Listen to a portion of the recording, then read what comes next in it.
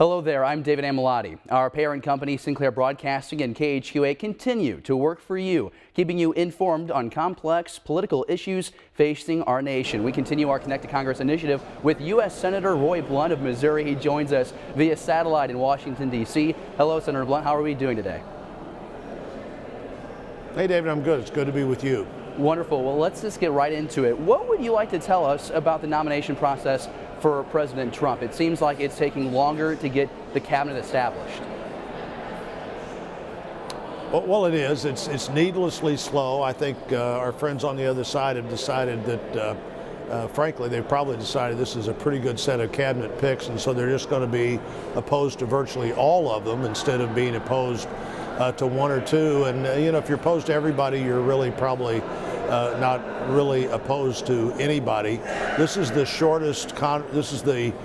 smallest number of confirmed members to the cabinet in a long time. Somebody says you have to go back to the forming of the first government to find this amount of time with this few people confirmed to the cabinet, or at least the percentage of the cabinet being confirmed. I think President Obama had about 20 confirmed people by this time in the Obama administration. President Trump has slightly more than a handful. So clearly, if the Democrats' job here is to slow up the government getting in place so that change can occur, they're having some impact on that, but we're working 7 days a week if necessary and 24 hours a day. I think the Senate's been in session 24 hours a day most of this week to get these cabinet members confirmed.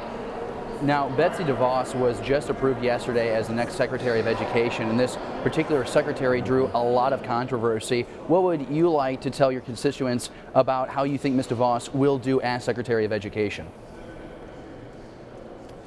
I used to be a public school teacher. I was a university president. I'm not a lawyer. I care about education. I care about public education. Maybe most importantly for the people I work for, I chair the appropriating committee for the Department of Education, and we're going to continue to assure that public education continues to be the foundational building block in our country, but we also want to ensure that public education is as good as it can possibly be, and the closer you get those decisions about what happens to kids and classrooms and education to where their parents are, to where their local school board is, the better they're going to be. And I think the big difference in the person that's been the Secretary of Education and Secretary DeVos is that she doesn't believe that you should run schools from Washington, D.C., and I don't either.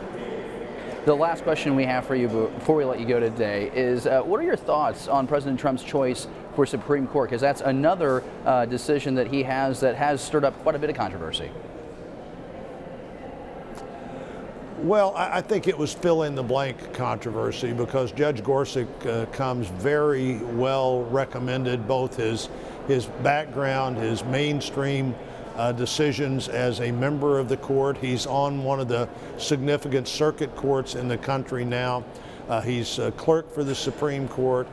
He brings a tremendous background to this, and the background of a judge who understands that his job is not as a judge to decide what the law should say or even what he'd like the law to say, but determine what the law and the Constitution actually says. And if there's a way to change that, it's not at the court, it's the Congress and the states and changing the Constitution. As a matter of fact, both Judge Scalia and Judge Gorsuch have the view that a really good judge is often not happy personally with the decisions that they have to make, because the decision they have to make is what the Constitution says or what the law says, not what they think it should say. I think you, myself, and the entire country are at the edge of the seat to see what the president ultimately decides and see who ultimately gets approved. U.S. Senator Roy Blunt from Missouri. Senator Blunt, thank you so much for your time. We greatly appreciate it today. Good to be with you.